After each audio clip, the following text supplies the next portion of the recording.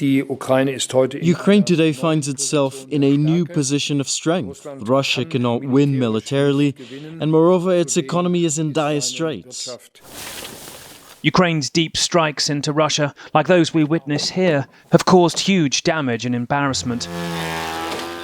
Some Kremlin allies have suggested Putin may now realise the war is going badly, or at least slowly, with a Western estimate of 500,000 Russian dead. Even Putin, whose hometown was hit in early June by drones during a key meeting, briefly admitted to economic damage last week. As for the economy, yes, we suffer some damage, but everything is recovering quickly. They will not be able to create serious problems for us, but keeping in mind what they are doing, we should retaliate appropriately. And so the strikes across Ukraine keep coming, even as Ukraine's defences improve against drones, but struggle with the ballistic missiles Moscow is throwing at them to make the desperate point it is not losing. Nick Paton-Walsh, CNN, London.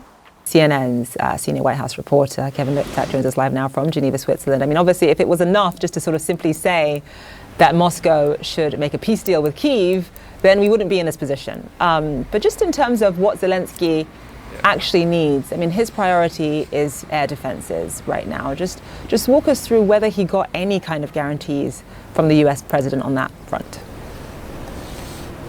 I mean, I think from the 1,000-foot view, what he needs is President Trump's attention. You know, the president has openly said that he's been focused on Iran.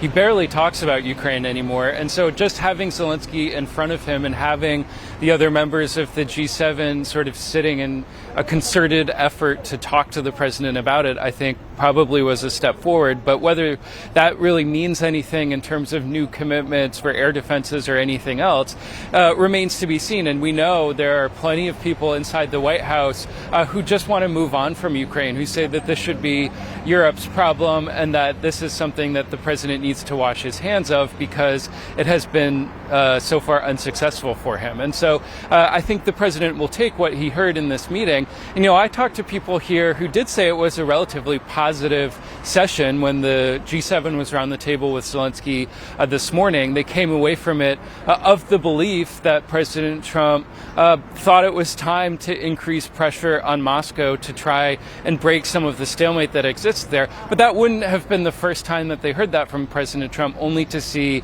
virtually no follow-through. And so they're going to be watching this very closely. You know, now that the Iran war, I guess, is over, obviously there's plenty of questions about what this deal actually consists of. The president does sound as if he wants to move to Ukraine. He wants to have a role in trying to bring this conflict to an end. Again, you hear discussion about potentially sending Steve Witkoff and Jared Kushner back to Moscow, back to meet with Vladimir Putin, despite those meetings not really producing much previously. And so this does seem like it's going to take a turn at some point soon. But where that goes, I don't think is explicitly clear. And what the president is actually willing to do to try and unlock some of the peace efforts also doesn't seem clear. The Europeans are trying to get some buy-in from the president for their own efforts to bring the war to an end, but I think it's almost certain that the president will want to roll in this. You know, he has openly lobbied for a Nobel Peace Prize. He talks constantly about the wars he has been able to settle. And so if he did think that there was any real chance of bringing this to a conclusion, I think it's almost certain that he wants to play a part in that. Kevin Liptak, live for us. Thank you so much. For us French, this would be the equivalent of bombing Notre Dame or Saint-Denis, something that is obviously unacceptable. Ukraine reels from a Russian attack on a monastery in Kyiv. The Pechersk Lavra was founded in the 11th century. It's one of the most important Orthodox centers in the Slavic world and a UNESCO World Heritage Site. Mr. Zelensky toured the damage before making his way to Evian in France for that G7 summit.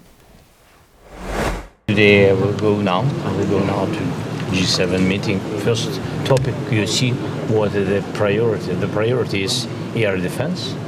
Then we will have meeting with Europeans and also with President Trump. We will speak with him about how to push Putin to stop this war.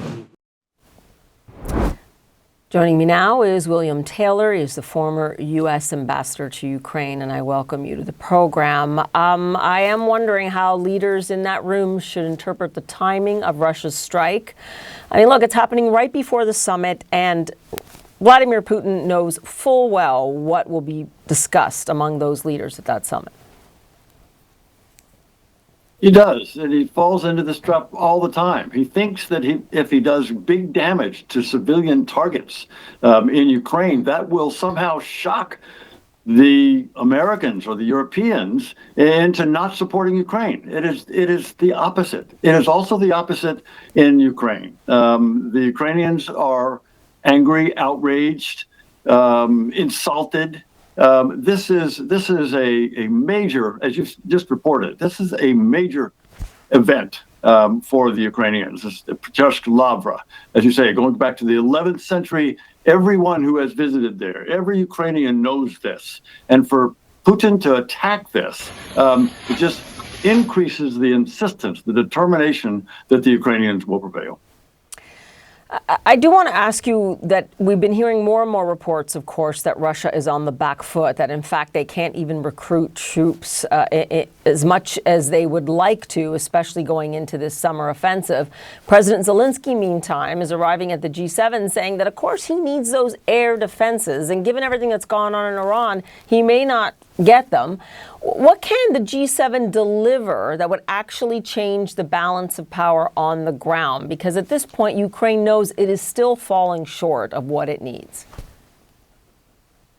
It's falling short of what it needs. And if President Trump is right, and if the Iranians are right, that is, there is the ceasefire, that might free up some of these missiles, some of these Patriot missiles that can knock down these missiles that the Russians are firing at Ukraine. So that may free up some. More of these missiles are being made every day. They can be diverted now from the Middle East to Ukraine. And there are also stockpiles of these, dwindling, reduced stockpiles in Europe and in other parts of the world that can go. It's clear that they need these. The Ukrainians need these. Ukrainians are also shooting deep at the Russian military targets where these missiles are manufactured. So they've got ways to do this as well. You're right. The Ukrainians are on the front foot. The Russians are on the back foot. The Russians are hurting in terms of manpower. They are losing territory as opposed to gaining territory. All they have are these long-range missiles that can do damage to civilian targets in Ukraine. And they certainly do, despite the interceptions. I just want to remind everyone, I mean, even just the other night, you're talking about hundreds of drones and missiles that are targeted on Ukraine, and that's just in one night. So what everybody is thinking here is that we need to get some kind of negotiated settlement. Where do you believe the biggest gap is right now between what Donald Trump is thinking and what European leaders are thinking? And what would be your advice to those European leaders and Canada and Japan trying to get the United States to force Russia in some way to at least come to the negotiating table? That is the key, Paula. That's exactly the key. It's not the United States, it's not the Canadians, it's not the Europeans. The problem is Putin. And you're right to say, how can those nations, those G7 nations, put pressure on Putin?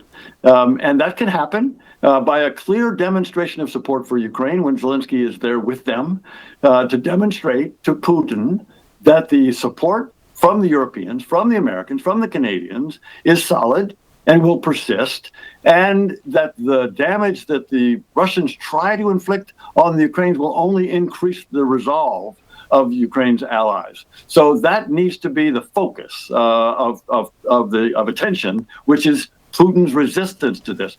He's on the back foot. Sooner or later, he's going to look for a way to end this war, and that's going to be the ceasefire that the Ukrainians are after. I only have about 30 seconds left. Do you believe that Donald Trump is still a stumbling block to trying to get anything done here? So the Americans are less involved. As you say, they've been focused on Iran. The negotiators, apparently we only have 2 negotiators in the whole government that can work on this, and they've been working on Iran. They have not been working on the Russia-Ukraine issue. The Europeans are stepping up.